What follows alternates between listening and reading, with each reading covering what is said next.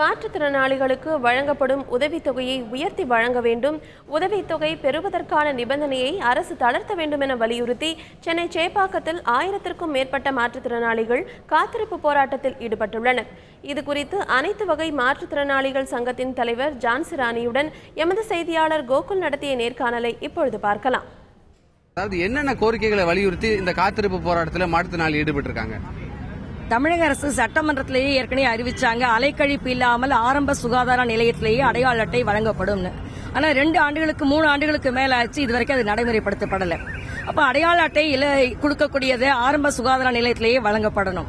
2வது, மாற்றுத்திறனாளிகளுக்கான பராமரிப்பு உதவித்தொகை வழங்குவதற்கான விதிமுறைகள் சட்டத்துக்கு விரோதமா, மாற்றுத்திறனாளிக்கு விரோதமான மோசமான விதிமுறைகளை கடைபிடிச்சு வராங்க. அப்ப மாற்றுத்திறனாளிகள் பராமரிப்பு உதவித்தொகை பெறக்கூடாது, அவர்களை வஞ்சிக்க வேண்டும், ஏமாற்ற வேண்டும், எண்ணிக்கையை குறைத்து காட்ட வேண்டும் என்ற நோக்கத்தோடு தான் இந்த விதிமுறைகளை இன்னைக்கு அரசு கடைபிடிக்கிறாங்க.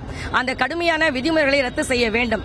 1000 ரூபாய் உதவித்தொகை என்பதை 3000 ரூபாய்க்கு மேல் உயர்த்தப்பட வேண்டும்.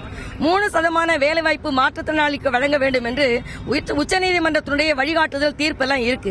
அந்த தீர்ப்பின் அடிப்படையில் எல்லா துறையிலும் வேலைவாய்ப்பை கண்டறிந்து பணி நியமனம் வழங்க வேண்டும். இந்த கோரிக்கைகளை வலியுறுத்தி காத்திருப்பு போராட்டம் நடத்துறோம். காத்திருப்பு போராட்டம்னு அறிவிச்சிருக்கீங்க. எவ்வளவு நாள் காத்திருந்து இந்த போராட்டத்தில் ஈடுபட போறீங்க? அரசு அதிகாரிகள் ஏதாவது பேச்சுவார்த்தை நடத்துவதற்கு முன் வந்திருக்காங்களா? இந்த போராட்டம் என்பது நேரடியாக தமிழக முதல்வர் தலையிட்டால் மட்டும்தான் சாத்தியமாகும். ஆகவே தமிழக முதல்வர் தலையிட்டு கோரிக்கையை நிறைவேற்றுவோம் என்று அறிவிக்கிற வரை எத்தனை நாட்கள் ஆனாலும் சரி, உண்டு உறங்கி இங்கேயே காத்திருப்போம் நாங்கள் முடிவோடு வந்திருக்கிறோம்.